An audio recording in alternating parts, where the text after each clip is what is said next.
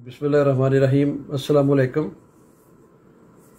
Viewers, thank you so much. पिछली जो video Israel और यूएई के एग्रीमेंट के सिलसिले में थी, उसका बहुत अच्छा रिस्पांस आया आपकी तरफ से और काफ़ी सारे उसमें कमेंट्स भी आए हैं, लोगों ने उसको सब्सक्राइब भी किया है, तो उस पर बहुत शुक्रिया।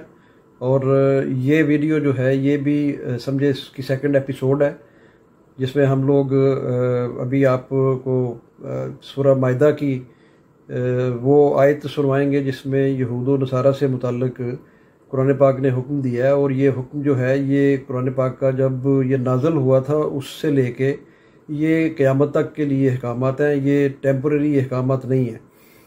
लेकिन अब जदीद दौर में, इस बदलती हुई दुनिया में, इस ग्लोबल विलेज में, जबकि कोई भी दुनिया का कंट्री, चाहे वो कोई सुपर पावर है, चाहे कोई वो गरीब मुल्क है, वो तनहा आइसोलेशन में रह के नहीं अपना सरवाइव कर सकता। तो ये दुनिया अब ऐसे है और इसके बगैर नहीं रहा जा सकता।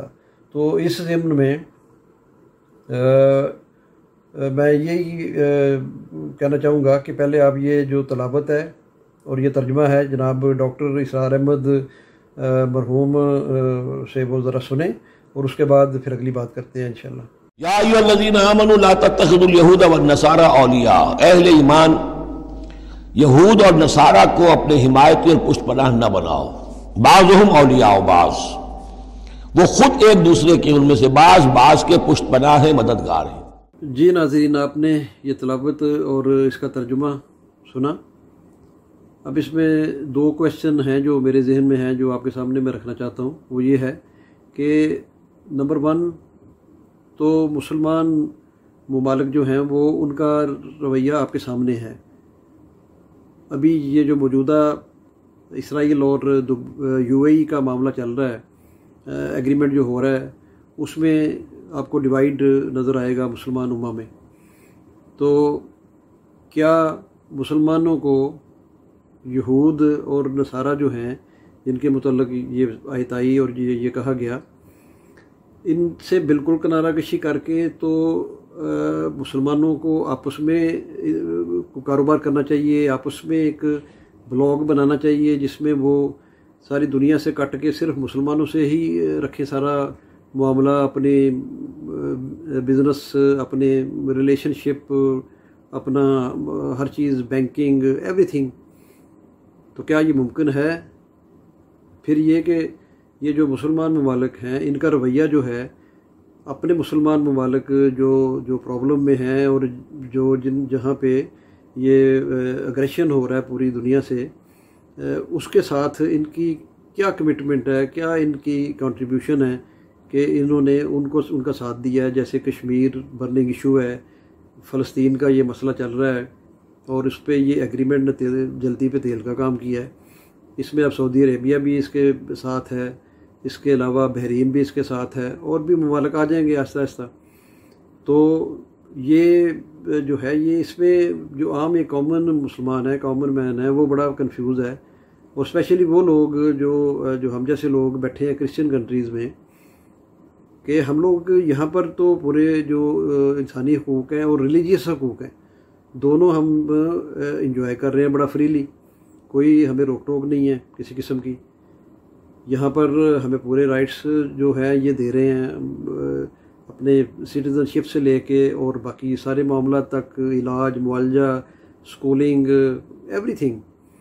जबकि उन ममालिक में, जो अरब ममालिक हैं, उनमें 40-40, 50-50 सालों से लोग रह रहे हैं, और जिन्होंने ये जो जजीरा था अपना अरब का, इसको तामीर किया, इसको आज ये इतनी आलीशान बिल्डिंगें जो वहाँ पे हैं, और ये जो अब इतना इस पे इतराते हैं, तो वो उसको बनाने में हमारे जो मज़दूर थे, हमारे जो कारीगर थे, उनके खून पसीना उसमें शामिल है। लेकिन अब देखें कि वहाँ हमारे मज़दूरों के साथ क्या हाल है। उनको तनख्वाहें नहीं मिल रही, उनके साथ सौतेली माँ जैसा सलूक किया जा रहा है, और कोई हकूक़ वहाँ पे किसी किस्म के नहीं है। आप कोई कारोबार नहीं कर सकते किसी कफ़ील के बगैर, और जब चाहें वो आपको डिपोर्ट कर दें। उनका इतने वो ज़्यादा प्राउड हैं कि शायद ही दुनिया में कोई जो नेशन या जो कौम है वो इतनी प्राउड हो।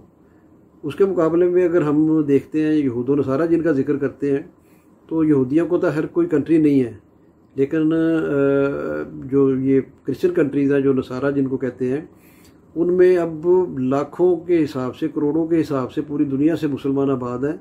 और वो ऐसे मुसलमान भी हैं जो मुसलमान ममालिक से आके परसिक्यूशन के डर से यहाँ पे उन्होंने पनाह ली, और उसमें सऊदी अरेबिया से और यूएई से उनके जो शाही ख़ानदान है उनके लोग शामिल हैं, उनकी लड़कियाँ शामिल हैं, उनकी जो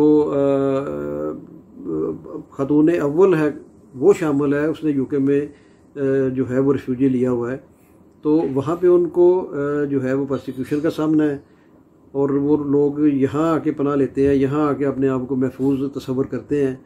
तो अब मेरे सामने तो ये दोनों नुक्ते हैं कि किसको बंदा चूज़ करे।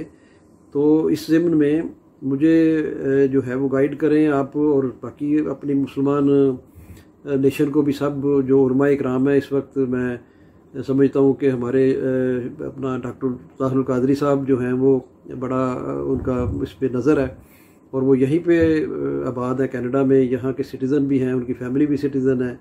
तो वो इस पर कुछ रोशनी डालें मुदल्लल अंदाज से। जावेद अहमद गामदी साहब है पाकिस्तान से, वो बड़े इंटेलेक्चुअल हैं, वो इस पर कुछ रोशनी डालें। डॉक्टर जाकिर नायक हैं, वो इस पर कुछ फरमाएँ। और इसके अलावा जनाब मुफ्ती इस्माइल मिंक हैं जो ज़िम्बाब्वे से हैं, वो इस पर रोशनी डालें। उनके साथ भी हमारा रिलेशनशिप रहा है while I was in Zimbabwe. तो ये मेरे ख्याल में एक ग्रैंड जो है वो इत्तेहाद की ज़रूरत है उम्मत मुस्लिमा को। और ये जो फ़रोई मसाइल हैं और ये जो इस तरह के मसाइल हैं अब बदलती हुई दुनिया में, उसको कैसे हल करना है, कैसे उनके साथ डील करना है, ये गाइड करें मुस्लिम उम्मा को। या उसके अलावा भी कोई इंटेलेक्चुअल तबका है, प्रोफेसर्स हैं, डॉक्टर हैं जो PhD हैं, और जो भी इल्म रखते हैं लोग, वो लोगों को गाइड करें कि क्या करना है इस मामले में। कि अब ये इसराइल के अभी एक कंट्री के साथ रिलेशनशिप कायम हुए हैं, तो पहले ऑलरेडी थे, मिस्र के साथ थे, 79 में हुए, फिर 94 में उर्दन के साथ हुए, अब ये UAE के साथ हो रहे हैं। उसके बाद सऊदी अरेबिया का भी प्रोग्रेस में है सारा मामला और प्रोसेस में है मामला।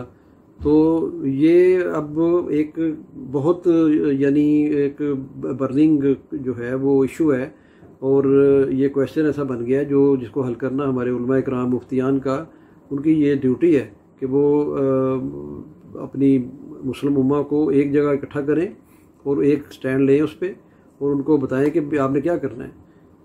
हम लोग उन मुसलमान ममालिक के लिए जहाँ पे कोई इंसानी हकूक़ नहीं, उनके लिए हम यहाँ से छोड़ के चले जाएं, क्या ये दानिशमंदी है? ये सवाल है मेरा आप लोगों से, बाकी लोगों से भी। और इंशाल्लाह अगली वीडियो में आपसे मुलाकात होगी। अपना ख्याल रखिएगा, इसको भी लाइक करें, शेयर करें, सब्सक्राइब करें, और इंशाल्लाह नेक्स्ट वीडियो में मिलते हैं। अल्लाह।